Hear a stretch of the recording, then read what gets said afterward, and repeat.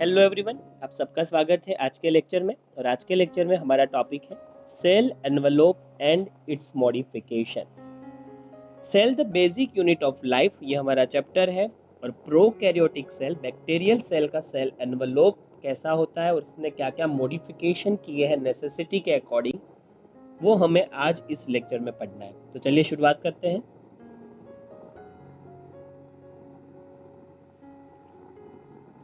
जैसे कि आप सब जानते हैं कि प्रोकैरियोटिक सेल्स, जिसमें आप सब जानते हैं कि मोस्टली बैक्टीरियाज ही इंक्लूडेड है।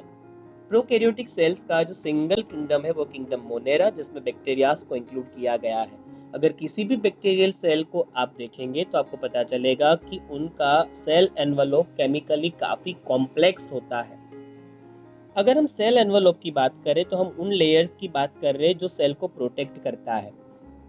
अगर मैं प्लांट की बात करूं जो कि एक यूकैरियोटिक सेल है, तो उसके जो सेल एनवेलोप होते हैं उनमें आपको दो सेल एनवेलोप देखने को मिलेंगे। एक जो सेल वॉल है और सेकेंड सेल मेम्ब्रेन, या उसको हम प्लाज्मा मेम्ब्रेन भी कहते हैं। जबकि यूकैरियोटिक में अगर आप एनिमल सेल को देखेंगे तो एनिमल सेल में सेल एनवेलोप के फॉर्म में सिर्फ सिंगल लेयर ही होता है और वो सेल मेम्ब्रेन होता है, या आप उसको प्लाज्मा मेम्ब्रेन भी कह सकते हैं। पर जब हम किसी बैक्टीरियल सेल के सेल एनवेलोप की बात करेंगे तो ये सेल एनवेलोप बैक्टीरिया के अंदर 3 डिस्टिंक्ट लेयर शो करता है और उसी के बारे में इस लेक्चर में हमें आज पढ़ना है। मैंने आपको एक कंपैरिजन दिया है क्योंकि प्लांट सेल और एनिमल सेल के बारे में आप ऑलरेडी स्टडी कर चुके हैं लोअर स्टैंडर्ड में। प्लांट के अंदर सेल वॉल और सेल मेम्ब्रेन दोनों जो है वो प्रोटेक्ट करते हैं सेल को, दोनों लेयर्स प्रोटेक्ट करते हैं। तो ये दोनों लेयर्स प्लांट में सेल एनवेलोप के नाम से जाने जाएंगे। जबकि एनिमल सेल में सिर्फ और सिर्फ सेल मेम्ब्रेन ही होता है। और बैक्टीरियल सेल की हम बात करें तो टिपिकल बैक्टीरियल सेल में आपको 3 डिस्टिंक्ट लेयर्स मिलेंगे जिसका function as a cell envelope है। ये डिफरेंस है प्लांट सेल, बैक्टीरियल सेल और एनिमल सेल के अंदर जो भी सेल एनवेलोप आपको देखने को मिलते हैं उनके बीच का।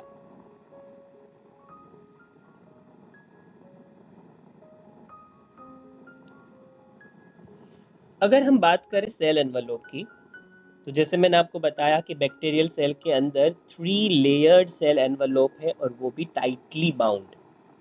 अब ये 3 लेयर्स कौन कौन से होते हैं? 2 लेयर्स तो हम लोग आराम से एज्यूम कर सकते हैं, वो सेल मेम्ब्रेन या प्लाज्मा मेम्ब्रेन और सेल वॉल ही होंगे। पर ये तीसरा लेयर जो एक्स्ट्रा है वो कौन सा है? उस लेयर का नाम है ग्लाइकोकैलिक्स। ग्लाइकोकैलिक्स सबसे आउटर मोस्ट होगा। अगर किसी भी बैक्टीरिया का सबसे आउटर लेयर आप देखेंगे, एक्सटर्नल लेयर देखेंगे, तो वो ग्लाइकोकैलिक्स होगा। यहाँ पर उसको कैप्सूल के नाम से दिखाया है। ग्लाइकोकैलिक्स का लेयर जब टाइटली बाउंड होता है तब हम उसको कैप्सूल नाम देते हैं। तो सबसे आउटर लेयर, सबसे बाहर की तरफ आया हुआ एक्सटर्नल, जिसका नाम है कैप्सूल। अगर हम सेकेंड लेयर की बात करें तो सेल वॉल मिडल लेयर है, सेकेंड लेयर है जो एकदम मिडल में होगा। कैप्सूल और प्लाज्मा मेम्ब्रेन के मिडल में है, इसलिए यहाँ पर हमने लिखा है मिडल लेयर। प्लाज्मा मेम्ब्रेन जो सबसे इनर मोस्ट है, जिसको हम सेल मेम्ब्रेन के नाम से भी जानते हैं। तो यहाँ पर आपको तीनों लेयर शो कर दिए गए हैं। अगर हम बात करें तो तीनों लेयर्स के डिस्टिंक्ट फंक्शन है। ये तीनों लेयर्स अपने आप में यूनिक है और इनके डिफरेंट फंक्शन भी है। ये साथ में मिलके तो प्रोटेक्शन का काम करते हैं। जैसे हम लोगों ने समझा कि ये एक्चुअल में सेल एनवेलोप का पार्ट है। ये तीनों लेयर सेल एनवेलोप क्रिएट कर रहे और सिंगल प्रोटेक्टिव यूनिट के फॉर्म में सेल को प्रोटेक्ट करने का काम करते हैं। पर उसके साथ साथ इनका अपना भी एक फंक्शन है, सेपरेट फंक्शन भी है, डिस्टिंक्ट फंक्शन इनके भी है। जैसे मैं कैप्सूल की बात करूँ तो कैप्सूलेटेड बैक्टीरिया जो होते हैं उनके पास अगर हम बात करें तो कुछ इस तरीके का पावर रहता है कि उनको किल करना बहुत ही मुश्किल होता है। हार्श से हार्श एनवायरनमेंट में भी वो सर्वाइव कर लेते हैं। सेल वॉल रिजिड होती है तो वो सेल को प्रोटेक्ट करती है, शेप मेंटेन रखती है, फिल्टर की तरह काम करती है, बड़े मोलिक्यूल्स को सेल में एंटर नहीं होने देती। और अगर हम प्लाज्मा मेम्ब्रेन की बात करें तो उसका एक अलग फंक्शन ये है कि ये तो बहुत ही ज़्यादा इम्पोर्टेंट मेम्ब्रेन है। ये मेम्ब्रेन सेल के अंदर क्या आएगा, सेल के बाहर क्या जाएगा, सेल के अंदर जो मटेरियल एंटर होने वाले हैं उनकी एंट्री और एग्जिट जो है उन दोनों का कंट्रोल प्लाज्मा मेम्ब्रेन के पास है। इसीलिए हम कहते हैं प्लाज्मा मेम्ब्रेन को सिलेक्टिवली सेमी परमिएबल। वो जिसको सिलेक्ट करेगा उन्हीं सब्सटेंस को सेल में एंट्री देगा या तो फिर एग्जिट देगा। ये डिस्टिंक्ट फंक्शन की हमने बात की कि 3 लेयर्स जो है तीनों के अलग अलग फंक्शंस भी हैं, पर साथ में तो ये एक ही फंक्शन करते हैं और वो है प्रोटेक्शन।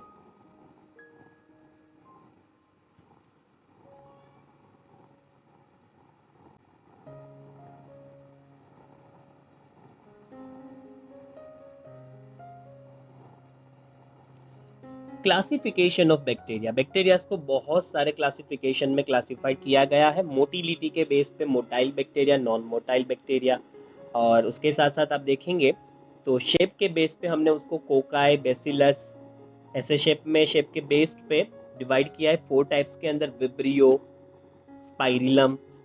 और यहाँ पर जो क्लासिफिकेशन है उसका जो बेस है, बेसिस ऑफ क्लासिफिकेशन, वो रहेगा सेल एनवलप। क्योंकि हम सेल एनवलप पढ़ रहे हैं तो सेल एनवलप के अंदर क्या डिफरेंसेस है, एक तो वो बेस लेंगे और हमारा सबसे इंपॉर्टेंट बेस है कि ये सेल एनवलप को जब स्टेन किया जाता है तब वो कैसे रिस्पॉन्ड करता है। अब ये स्टेन क्या होता है, सिंपली मैं आपको समझाऊं तो किसी भी ऑब्जेक्ट को, खास करके किसी भी सेल को आप अगर अंडर माइक्रोस्कोप देखना चाहते हैं, अंडर द माइक्रोस्कोप आप अगर उसको स्टडी करना चाहते हैं तो उसको कलर देना पड़ेगा।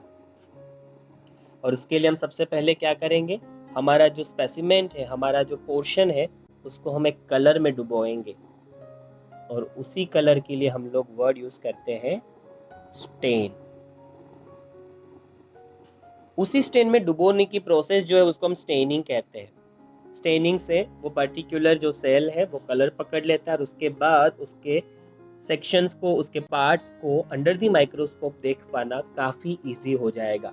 एक इसी तरीके का स्टेन या तो कलर डेवलप किया था ग्राम वीज नाम के साइंटिस्ट ने, और उसने स्टेन का नाम ग्राम स्टेन दिया था।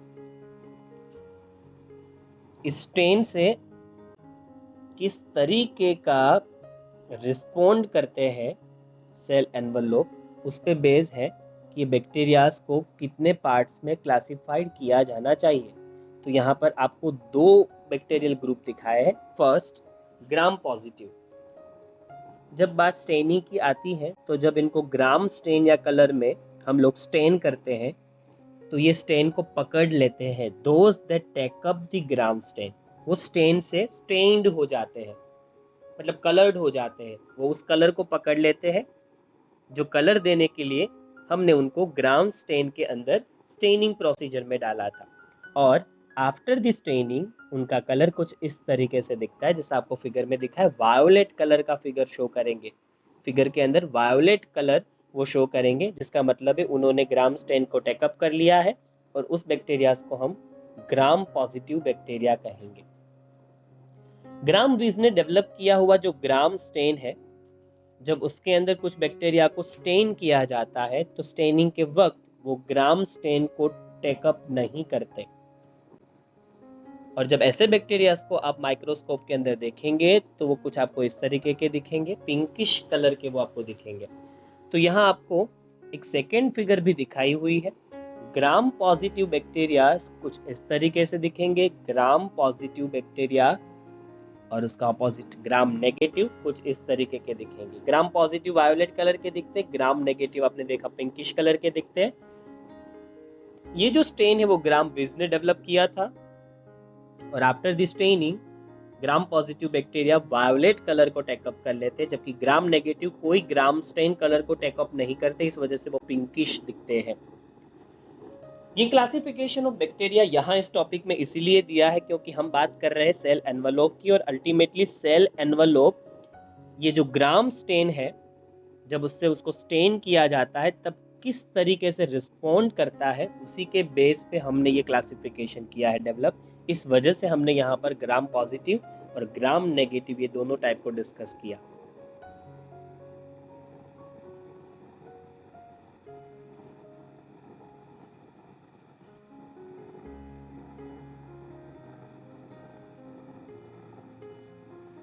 अब सेल एनवेलप के जो 3 लेयर्स थे उसको एक एक करके डिस्कस करते हैं। सबसे पहला आउटर लेयर था ग्लाइकोकैलिक्स। वैसे आप देखेंगे तो डिफरेंट डिफरेंट बैक्टीरियाज में इसका कंपोजिशन और साथ साथ इसकी थिकनेस में बहुत बड़ा डिफरेंस होता है। एक बहुत बड़ी डाइवर्सिटी आपको देखने को मिलेगी। हर एक बैक्टीरियाज के अंदर आपको सेम ग्लाइकोकैलिक्स नहीं देखने को मिलेगा, उसके कंपोजिशन में भी डिफरेंस है और डिफरेंट डिफरेंट बैक्टीरियल स्पीशीज में इसकी थिकनेस में भी आपको डिफरेंस देखने को मिलेगा।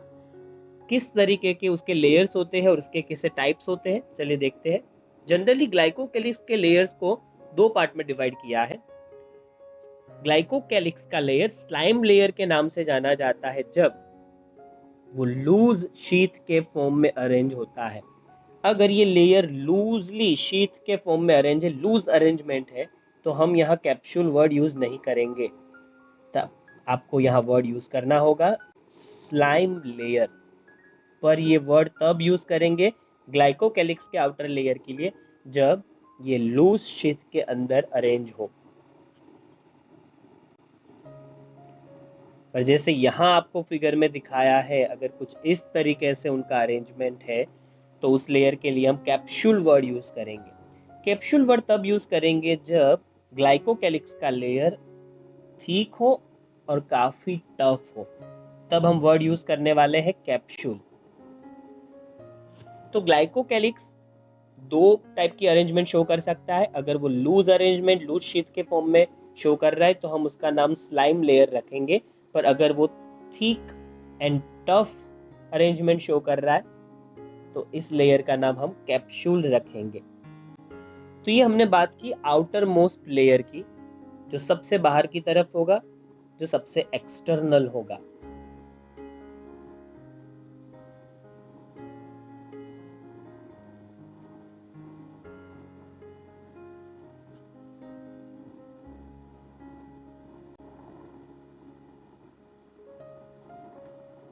सेकेंड लेयर था सेल वॉल। सेल वॉल के बारे में थोड़ा बहुत तो आप जानते हैं, पर बैक्टीरिया के अंदर सेल वॉल का क्या फंक्शन है, चलिए देखते हैं। यहाँ पर भी वही कॉमन फंक्शन की बात करने वाले हम लोग जो प्लांट के अंदर जनरली हम सेल वॉल को लेकर करते हैं। Cell wall determines the shape of the cell. Plant cell को भी सेल वॉल शेप देता है, उसी तरीके से यहाँ पर भी बैक्टीरियल सेल में शेप देने का काम जो है वो सेल वॉल का है। वो सेल को एक सपोर्ट प्रोवाइड करवाता है। सेल वॉल की वजह से ही बैक्टीरिया बर्स्ट नहीं होता। बलून के अंदर अगर बहुत सारा पानी भरा जाए तो फिर वो बर्स्ट हो जाता है। उसी तरीके से बैक्टीरियल सेल भी बर्स्ट हो सकता है, उसको फूटने से या बर्स्ट होने से रोकने का काम सेल वॉल का है, क्योंकि सेल वॉल रिजिड और काफी स्ट्रेंथफुल और स्ट्रॉन्ग स्ट्रक्चर है या लेयर है। सेम उसी तरीके से आप किसी चीज के अंदर से अगर वाटर निकाल ले, जैसे आपने बलून को देखा होगा, जब वो बिना फुला होता है, जब उसमें हवा नहीं भरी हुई, तब वो पिचका हुआ होता है, तो उस कंडीशन को कोलैप्स कहते हैं। ये पिचक भी सकता है, दब सकता है, और उसको इससे रोकने के लिए भी सेल वॉल काम में आती है। तो दोनों कंडीशन में कोलैप्स होने से भी और बर्स्ट होने से रोकेगी सेल वॉल। ये सेल वॉल का मेन फंक्शन है। बाकी आप जानते हैं कि सेल वॉल का मेन फंक्शन सपोर्ट करना है और उसके साथ साथ सेल को शेप देना है, क्योंकि वो काफ़ी रिजिड स्ट्रक्चर है, इसलिए वो शेप देने के लिए कैपेबल है।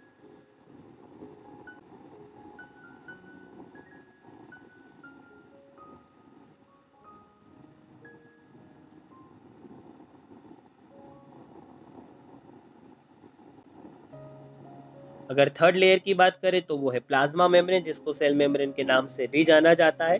प्लाज्मा मेम्ब्रेन के बारे में डिटेल स्टडी हम लोग करेंगे यूकैरियोटिक सेल के प्लाज्मा मेम्ब्रेन का जब हम डिस्कशन करेंगे।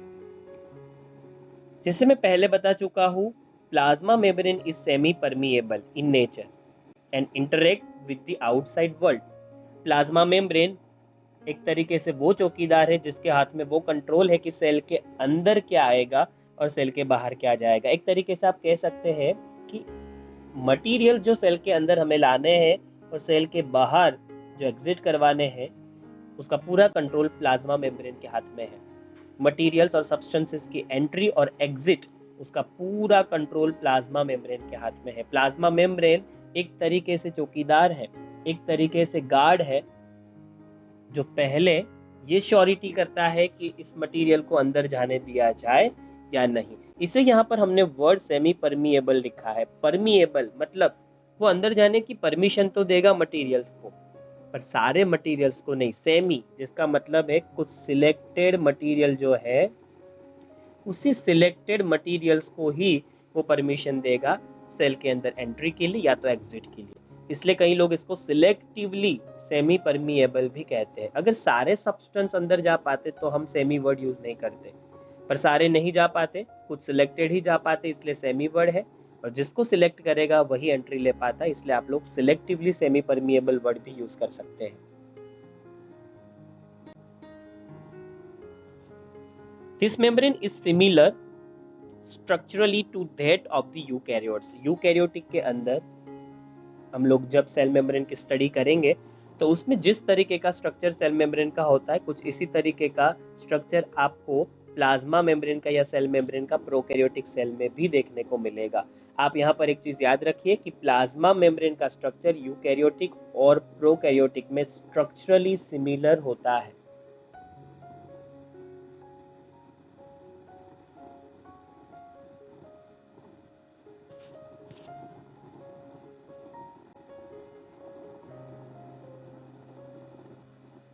हमारा topic cell envelope and its modification है। सेल एनवलप के बारे में हम बात कर चुके हैं कि प्रोकैरियोटिक सेल का सेल एनवलप 3 लेयर्स में डिवाइडेड है। तीनों लेयर्स के बारे में भी डिटेल में समझ चुके हैं। अब हमारा टॉपिक है modification, extensions of plasma membrane. Envelope में 3 लेयर्स है। सेल वॉल जो कि मिडल है, आउटर लेयर है कैप्सूल या स्लाइम लेयर जिसको ग्लाइकोकैलिक्स कहा था, और इनर लेयर प्लाज्मा मेम्ब्रेन है। सबसे पहले हम लोग इनर लेयर जो है सबसे इंटरनल प्लाज्मा मेम्ब्रेन, उसके मॉडिफिकेशंस को देखने वाले हैं। और प्लाज्मा मेम्ब्रेन के मॉडिफिकेशंस के लिए वर्ड यूज किया एक्सटेंशंस ऑफ प्लाज्मा मेम्ब्रेन। ये जो मॉडिफिकेशन है जो प्लाज्मा मेम्ब्रेन में हुआ है वो एक्सटेंशन के फॉर्म में हुआ है। सबसे पहला एक्सटेंशन है मीजोसोम। ये एक तरीके का मेम्ब्रेनस स्ट्रक्चर है। एक्चुअल में ये सेल मेम्ब्रेन का ही हिस्सा है, सेल मेम्ब्रेन से ही फॉर्म हुआ है। सेल मेम्ब्रेन या प्लाज्मा मेम्ब्रेन जब अंदर की तरफ एक्सटेंड होता है तब मीजोसोम का फॉर्मेशन होता है। आप एक तरीके से इनफोल्डिंग्स भी कह सकते हैं। तो फोल्डिंग शो कर रहा है, और ये फोल्डिंग्स किस तरीके की होगी यहाँ पर आप देखेंगे तो यहाँ जो फोल्डिंग्स है वो अंदर की तरफ की फोल्डिंग्स है। सेल मेम्ब्रेन खुद को फोल्ड कर रहा है और ये फोल्डिंग इनर वे तरफ की है, अंदर के तरफ की है, और इस फोल्डिंग के लिए हम लोग वर्ड यूज कर रहे हैं मीजोसोम। चलिए ये फोल्डिंग कैसे बनती है, तो यहाँ पर सबसे पहले मैं आपको प्लाज्मा मेम्ब्रेन दिखा रहा हूँ। प्लाज्मा मेम्ब्रेन इस तरीके से सीधा जा सकता था, ऐसे सेल को कवर कर सकता था, पर यहाँ कुछ ऐसा नहीं हुआ। उसकी जगह प्लाज्मा मेम्ब्रेन इस तरीके से साइटोप्लाज्म की तरफ इनफोल्ड हुआ, और ये जो फोल्डिंग यहाँ पर फॉर्म हुई है इसी का नाम है मीजोसोम। यहाँ पर भी आपको मीजोसोम दिखाया है, इसलिए यहाँ पर वर्ड यूज किया है प्लाज्मा मेम्ब्रेन का extension, extension of plasma membrane, या कह सकते हैं infoldings of plasma membrane.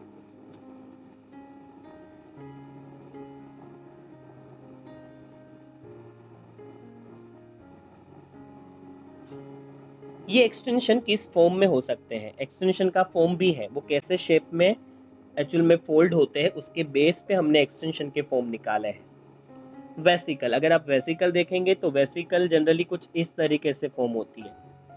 Folding है प्लाज्मा मेम्ब्रेन का, पर वेसिकल्स के फॉर्म में। और अगर ट्यूब्यूल्स के फॉर्म में, tube, small tube like structure अगर फॉर्म होते हैं फोल्डिंग से, तो हम ट्यूब्यूल्स वर्ड यूज करेंगे। और जैसे आप लोगों ने देखा, अगर शीट्स लाइक फोल्डिंग्स होता है तो उसको हम लेमेला कहेंगे। लेमेला का मतलब लेयर्स या शीट या स्मॉल शीट्स, उसके फॉर्म में अगर फोल्डिंग्स है। ट्यूब्स लाइक फोल्डिंग्स है तो ट्यूब्यूल्स, शीट लाइक फॉर्मिंग है तो फोल्डिंग्स है तो लेमेला, और अगर वेसिकल्स लाइक फोल्डिंग्स है, जैसे मैंने दिखाया था आपको फिगर में, तो वेसिकल्स हम इस फॉर्म में एक्सटेंशन को शो करेंगे जैसा उनका शेप। उसके अलावा प्लाज्मा मेम्ब्रेन क्रोमेटोफोर्स भी फॉर्म करता है अपने इन फोल्डिंग्स के फॉर्म में। जिस तरीके से वो मिजोजोम फॉर्म कर रहा था उसी तरीके से वो फोल्ड होगा, पर उसके अंदर कुछ कलर भरे हुए होंगे। उसके कंटेंट को देखेंगे तो उनके अंदर कुछ कलर बॉडीज है, जिनके लिए हम जनरली पिगमेंट्स वर्ड यूज करते हैं। क्रोमा जो मतलब है उसका मतलब ही होता है कलर या पिगमेंट्स। तो ये ऐसे स्ट्रक्चर है जिनके अंदर कलर भरा हुआ है। जैसे कि साइनोबैक्टीरिया की बात करें तो उसमें साइनो वर्ड आया है ब्लू की वजह से। तो इनकी जो सेल मेम्ब्रेन होगी उनमें जो क्रोमेटोफोर्स होंगे उनमें ब्लू कलर के पिगमेंट्स होंगे। इसी वजह से साइनोबैक्टीरिया ब्लूइश ग्रीनिश कलर का दिखता है। क्रोमेटोफोर्स एक तरीके से इनफोल्डिंग्स और एक्सटेंशन ही है मिसोसोम्स की तरह, पर उसके अंदर पिगमेंट्स भरे हुए होंगे और उसकी वजह से बैक्टीरियल सेल को एक पर्टिकुलर कलर मिलता है, जैसे कि साइनोबैक्टीरिया ब्लूइश ग्रीनिश कलर का दिखता है।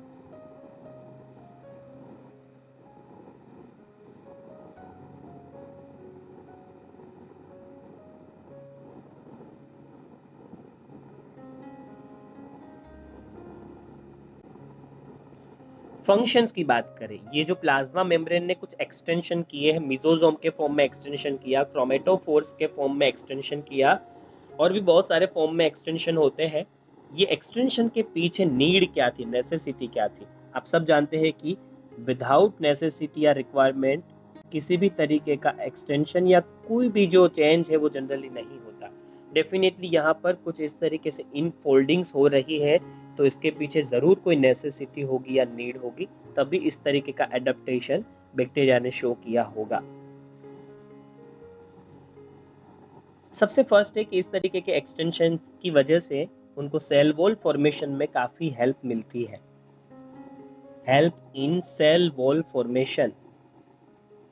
Second, DNA replication and distribution to daughter cells. जब एक सिंगल सेल डिवाइड होता है दो सेल के अंदर, तब उसके डीएनए को रेप्लिकेट करना पड़ता है उसे, और दोनों डॉटर सेल्स के अंदर डिस्ट्रीब्यूट करना होता है। इस प्रोसीजर के लिए भी एक्सटेंशंस उनको हेल्पफुल होते हैं। साथ साथ help in respiration secretion procedure. जो सिक्रीशन की प्रोसेस है, जैसे कि बैक्टीरिया जो है वो कुछ प्रोड्यूस करते हैं।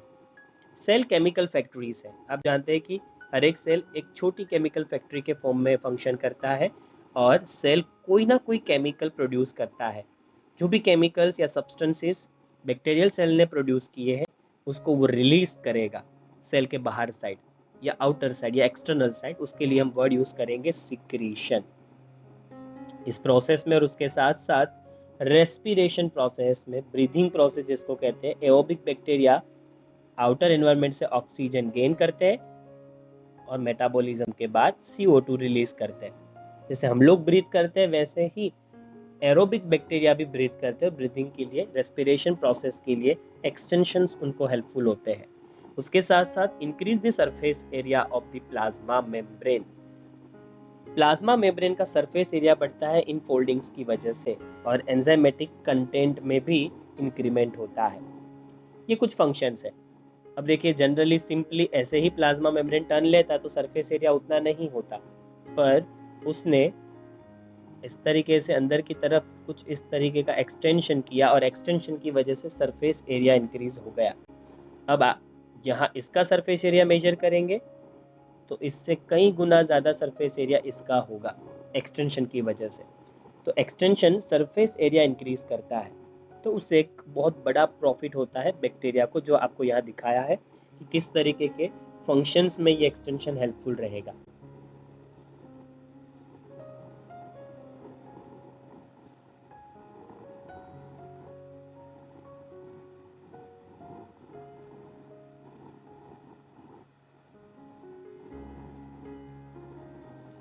वापिस बैक्टीरियल क्लासिफिकेशन पे आ जाते हैं। बैक्टीरिया को बहुत सारे टाइप्स में क्लासिफाइड किया जाता है, बहुत सारे टाइप में।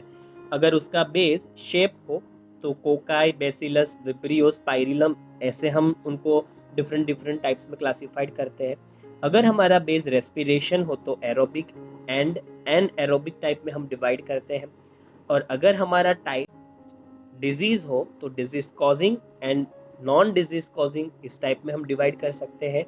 और अगर हम ग्राम स्टेन को रेफरेंस ले तो gram positive and gram negative ऐसे टाइप्स में भी हम डिवाइड कर सकते हैं।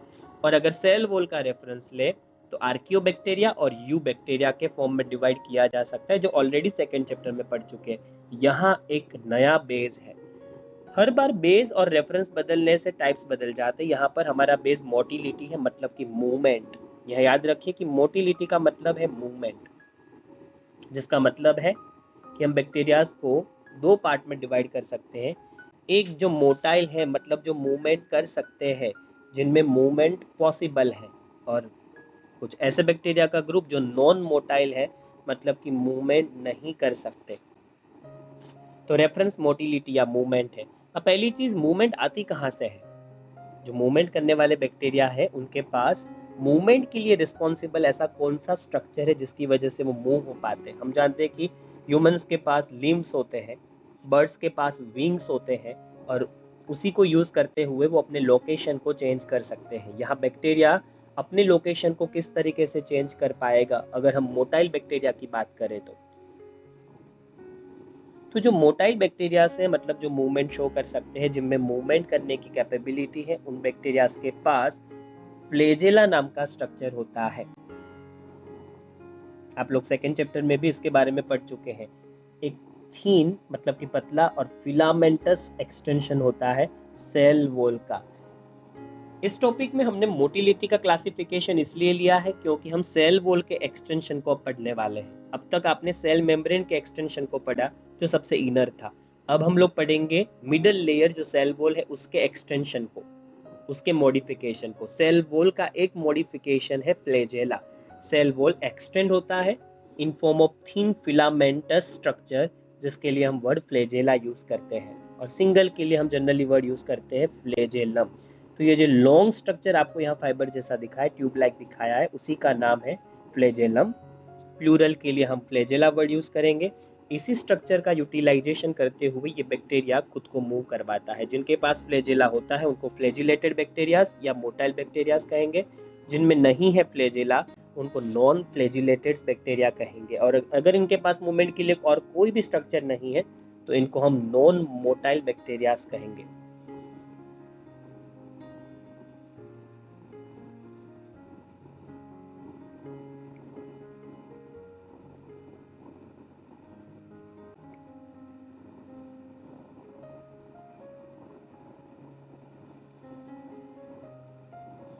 फ्लैजेला जो कि सेल वॉल का एक तरीके से मॉडिफिकेशन है। सबसे पहले देखेंगे नंबर एंड अरेंजमेंट। आप अगर हर एक बैक्टीरियल स्पीशीज को देखेंगे तो डिफरेंट डिफरेंट स्पीशीज में इनका अरेंजमेंट जो होता है और जो नंबर होते हैं उनमें बहुत बड़ा डिफरेंस आपको मिलेगा। एक से ज़्यादा फ्लैजेला भी हो सकता है। कईयों के अंदर ऐसा होता है कि एक फ्लैजेला कुछ इस तरीके का होगा और दूसरा फ्लैजेला होगा वो शॉर्ट होगा। और कुछ बैक्टीरियाज में आपको उनकी अरेंजमेंट में डिफरेंस मिलेगा। एक लॉन्गिट्यूडिनली प्लेस होगा तो सेकेंड हॉरिजॉन्टली प्लेस हो सकता है। तो इस तरीके से बैक्टीरिया के अंदर अरेंजमेंट फ्लैजेला का डिफरेंट हो सकता है, और उसके साथ साथ नंबर में भी वेरिएशन हो सकता है। किसी के पास सिंगल फ्लैजेला भी हो सकता है और किसी के पास मोर देन वन। अब बात करते हैं फ्लैजेला के स्ट्रक्चर की। सबसे पहले पार्ट्स ऑफ फ्लैजेला। फिगर में आपको बहुत ही क्लियर कट दिखा है सारे पार्ट। सबसे पहला पार्ट है और इम्पोर्टेंट पार्ट है फिलामेंट, जो सबसे लॉन्ग और सबसे लार्जेस्ट पार्ट है, जिसके लिए यहाँ पर वर्ड इन्होंने फ्लैजेलम या प्रोपेलर कहा है। उस स्ट्रक्चर को हम यहाँ पर फिलामेंट का नाम देंगे। तो ये जो पूरा स्ट्रक्चर है जो हमें बाहर की तरफ दिखता है, जो घूमता है, आपको यहाँ पर रोटेशन भी दिखा है कि किस डायरेक्शन में, किस सर्कुलर मूवमेंट में एक्चुअल में ये मूवमेंट करेगा। और फिलामेंट ही सबसे लॉन्गेस्ट स्ट्रक्चर है, सबसे बड़ा स्ट्रक्चर है, इसकी लेंथ सबसे लार्ज होती है, और ये आप लोग सेल के बाहर की साइड देख पाएंगे। सेकेंड है हुक, जो एक्चुअल में जॉइंट है फ्लेक्सिबल। तो ये जो पोर्शन आपको दिखा है यहाँ पर, ये हुक है। इस हुक का काम है फ्लैजेलम प्रोपेलर या फ्लैजेलम या फिलामेंट को बेसल बॉडी, जो बेस का पोर्शन है, जो मोटर है, जो एक्चुअल में पूरे फिलामेंट को घुमाती है, उसके साथ कनेक्ट करना है। मोटर के साथ फ्लैजेलम या फिलामेंट को कनेक्ट करने का काम हुक का है। ये एक तरीके से फ्लेक्सिबल जॉइंट है।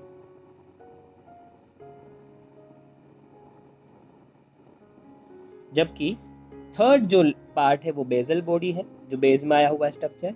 बेसल बॉडी को मोटर भी कह सकते हैं, क्योंकि यही स्ट्रक्चर जो है वो फिलामेंट को या प्रोपेलर को या फ्लैजेलम को मूवमेंट देता है। आप फिगर में और भी एक चीज देख सकते हैं, यहाँ पर आपको 3 लेयर दिखाए हैं एनवलप के।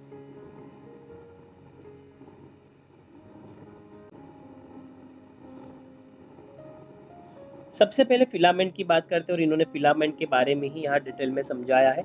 हुक और बेसल बॉडी के बारे में कुछ भी आपको डिटेल में नहीं बताया है। फिलामेंट के बारे में ऑलरेडी बता चुका हूँ, ये सबसे लॉन्गेस्ट पोर्शन है और ये सेल सरफेस से एक्सटेंड होता है और आउटसाइड की तरफ एक्सटेंड होता है और आगे बढ़ता है। ये लॉन्गेस्ट पोर्शन है और उसका नाम प्रोपेलर भी है। यही स्ट्रक्चर एक्चुअल में रोटेट होता है और उसी के रोटेशन की वजह से मूवमेंट क्रिएट होती है, और उसको मूवमेंट देने के लिए रिस्पॉन्सिबल है बेसल बॉडी, जिसको यहाँ पर मोटर का नाम दिया है।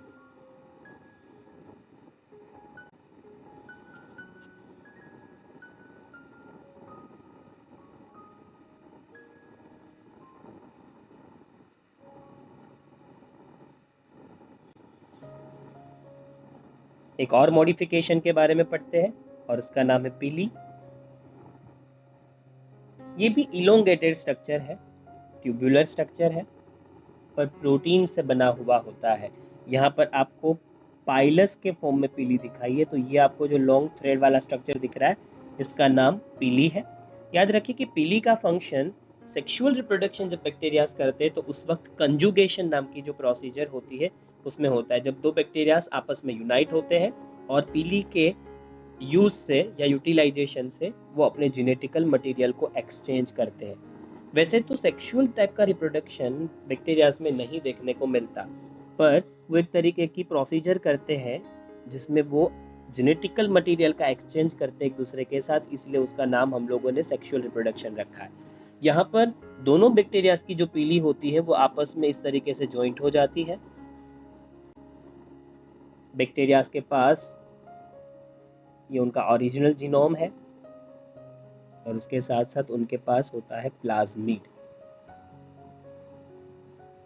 तो जो प्लाज्मिड होते हैं उनको एक्सचेंज करवाया जाता है। ये प्लाज्मिड इस तरीके से यहाँ पहुँचेगा और सेम ये प्लाज्मिड यहाँ से मूव करता हुआ इस बैक्टीरिया के अंदर एंटर होगा। इसमें जो हेल्पफुल जो पोर्शन होता है वो पोर्शन ये पीली है। दो बैक्टीरिया की पीली आपस में फ्यूज हो जाती है और जेनेटिकल मटेरियल का जो ट्रांसफर है उसको सक्सेसफुल बनाती है। तो ये फंक्शन पाइलस का है, आपको यहाँ पर नहीं दिखाया है कि किस तरीके से पाइलस का फंक्शन है, वो क्या काम करती है। यहाँ पर सिर्फ फिगर में आपको स्ट्रक्चर दिखाया कि पाइलस या पीली किस तरीके का स्ट्रक्चर होता है। फिब्रिया, फिम्ब्रिया की बात करें तो वो स्मॉल ब्रिसल लाइक स्ट्रक्चर हो गए। टूथब्रश जो होता है उसके ऊपर किस तरीके के ब्रिसल होते हैं, उसी तरीके के ब्रिसल हो गए। जिस तरीके से ब्रश में से ब्रिसल बाहर की तरफ स्प्राउटिंग आउट होते हैं, यहाँ पर भी कुछ इसी तरीके से ये स्मॉल जो फाइबर्स है वो स्प्राउटिंग आउट होते हैं। यहाँ पर आपको फिम्ब्रिया भी दिखाए हुए हैं।